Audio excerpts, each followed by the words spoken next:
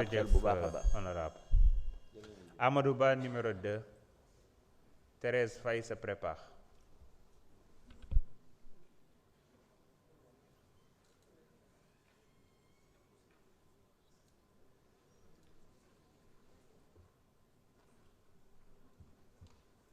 Billahi mina sheytaani rajim bismillahi rahmaani rahim allahumma salli ala sayyidina Muhammad wa sallim. Asalaamaaleykum monsieur le président,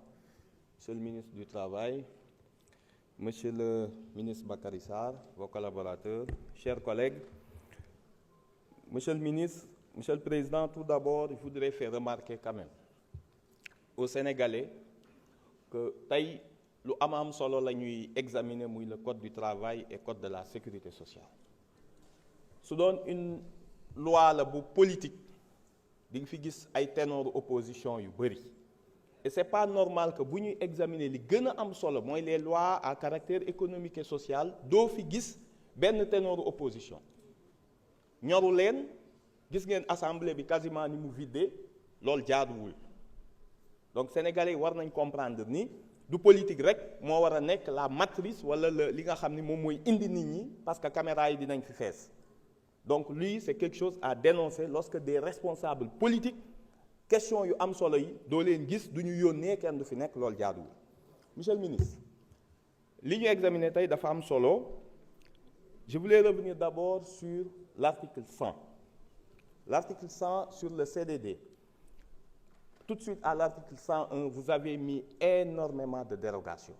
Ba nga xam ne les gens vont se réfugier derrière l'article 101 di jël ñoo xam ne ay CDD ñu war a renouveler def leen ay compléments d'effectifs te gis nga ni même le code des investissements article 25 bi ngeen renvoyé considéré ni d'office que CDD mën na dem ba 5 ans. Donc déjà il y a une dérogation sur les 4 ans te ñooñu moom ñoom ñoo warul woon def dérogation. Donc vraiment il y a trop de dérogation ci article 101 bi ñi ngeen def leen ay occasionnels ñi ay saisonniers et cetera gars yi foofu la ñuy def pour di renouveler continuellement alors même qu'ils devaient quand même passer en CDI.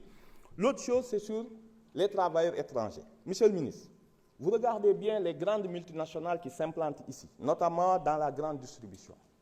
avec les sociétés. Je ne veux pas citer de nationalité. Si vous regardez bien, tout le top management est étranger. Le DG est étranger, le comptable, tout sénégalais yi dañ leen di jël comme ñi nga xam ni mooy nekk ci kees yi wala magasinier mais boo duggee ci yenn doo fa gis sénégalais dans le top management. On devait protéger certains métiers que comptable dans tous les même les pays occidentaux pour nga embaucher un étranger il faut que le sénégalais amul comme capacité bi mais comptable DRH sinon étudiants yi bu ñu jàngee pare ku leen di jël. Si quelqu'un vient s'installe dem jël waa nationalité indi ñu occuper tous les postes intéressants et importants comme yooyu dañ ko waroon a protéger et on l'a pas fait suffisamment. L'autre élément essentiel, monsieur le ministre, c'est les conventions collectives. Li ñu fi wax yépp vous auriez pu le régler en généralisant les conventions collectives au lieu nga jël le code def ko l'unique instrument. Je m'explique. Tey su ñu amoon convention collective infirmière mais infirmières yi dootuñu sonnati parce que di nga dem hôpital fekk fa infirmière bu def 15 ans amul contrat de travail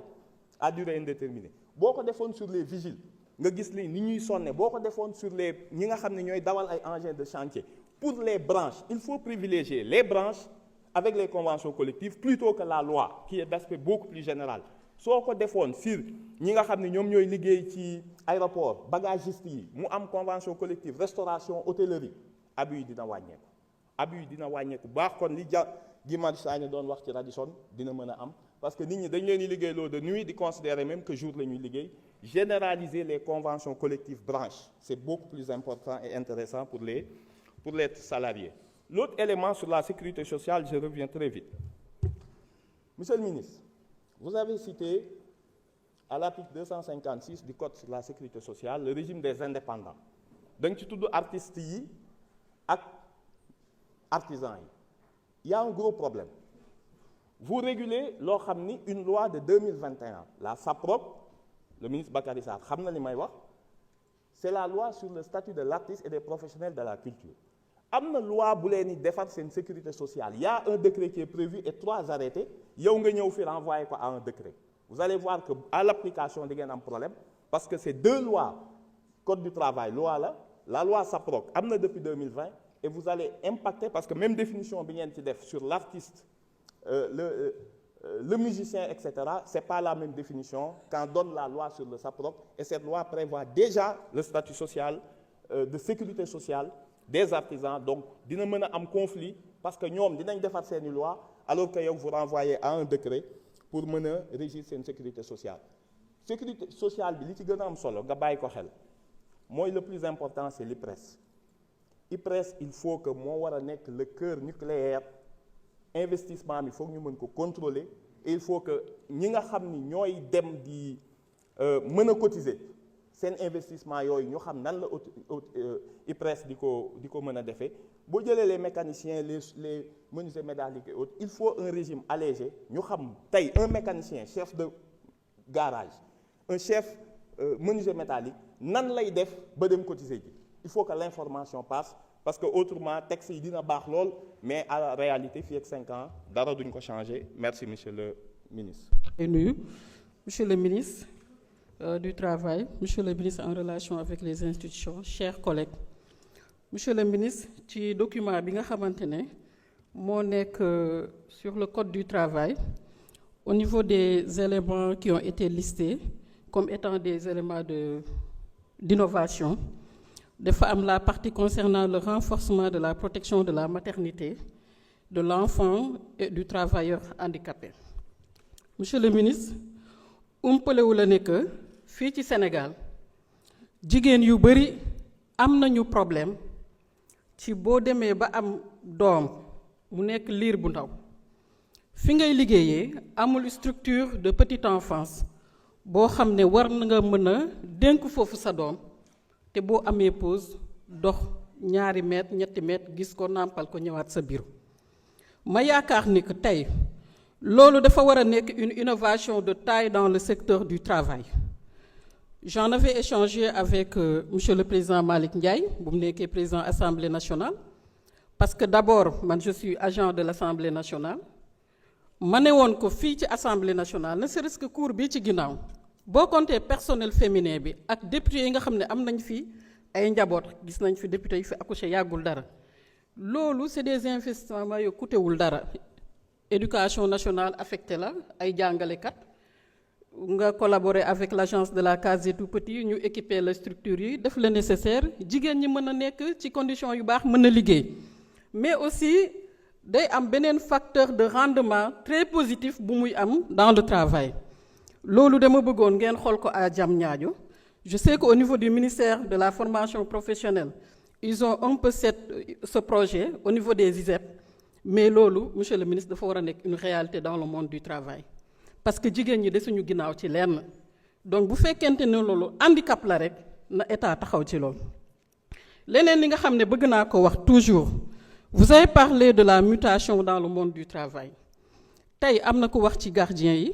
mais man damay wax ci ñi nga xam ne ñoom ñooy jigéen ñi nga xam ne ñooy liggéey ci kër yi man du ma leen tuddee mbindaan ndax bu ñu leen amutoon du ñu tekki dara ngeen baal ma ci terme bi bu ñu lekkee mu neex ñoom la bu ñu fóotalee mu set ñoom la lépp lu ñu mënta defaral rek lu téye sunu kër yi ñu mën a toog fii assemblée di wax ñoom la. ma gis yàggul dara ñu bindoon benn